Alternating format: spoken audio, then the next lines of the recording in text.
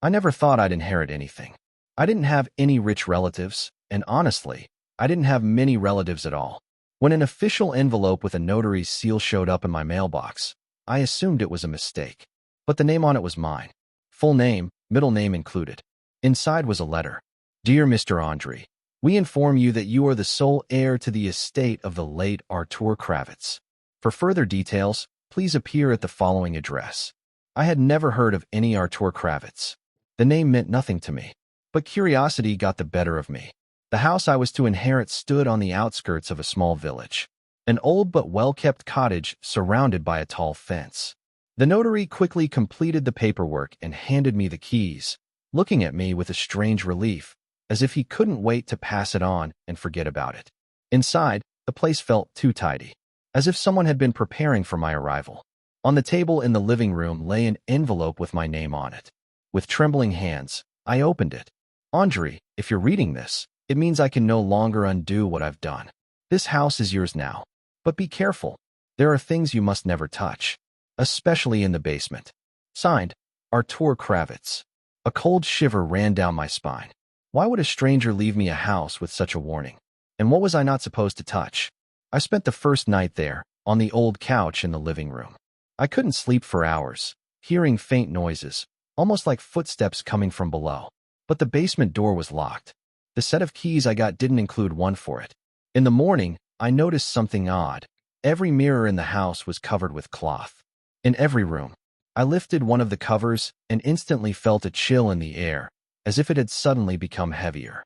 In the mirror, for just a second, I didn't see my own face. It looked like me, but older, with eyes that seemed to know something I wasn't meant to discover. Panicked, I threw the cloth back over and turned to leave. But on the table, there was a note that hadn't been there before. You've opened the first door? Now don't stop. My heart pounded in my chest. I was alone in the house. I hadn't let anyone in. I tried to explain everything with logic. Maybe the previous owner was hiding somewhere in the house. Maybe some neighbor was playing a cruel joke. But every second I spent there, I felt it. A gaze pressing through the walls, watching me. That evening, I decided to explore the house more thoroughly. In one of the bedrooms, beneath an old rug, I found a hatch. A small one, with icy air seeping through the cracks. There was no lock, just a heavy lid I had to lift with both hands. A narrow staircase led down into darkness. The basement wasn't exactly a basement. It felt more like a corridor carved deep underground. Old photographs covered the walls. At first, landscapes, but the further I went, the more faces appeared in the pictures. And among them mine. A photo of me as a kid, on my little bicycle, in a yard I recognized. Except, I knew this photo didn't exist. My family never had one like it. My heartbeat quickened. At the end of the corridor, there was a small wooden door with scratched words carved into it. Do not open. I should have turned back, but something pulled me forward. Behind the door was a small room. On the floor, a chalk circle, and inside it stood an old mirror, draped with the same kind of cloth that covered all the mirrors upstairs. Next to it lay another letter. Andre, you are not a random heir. This house chooses those who can bear the weight. If you lift the cloth, there will be no turning back. I stood there, holding the letter, feeling the air shift around me. It was as if the house itself was holding its breath. I don't know why I did it. Maybe out of fear. Maybe because I needed answers. I pulled the cloth off. There was no reflection of me.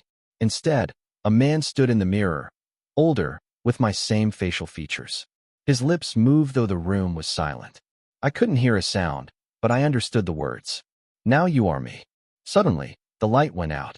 The mirror shattered from the inside, and something like a void swallowed me whole. I hit the cold floor hard. When I came to, I was in the living room. But it wasn't the same. It was dusty, abandoned, as if the house had been empty for decades. On the table lay an envelope. I opened it, though I already knew what it would say. Dear Mr. Artur Kravitz, we inform you that you are the sole heir to the estate of the late Andre Kravitz.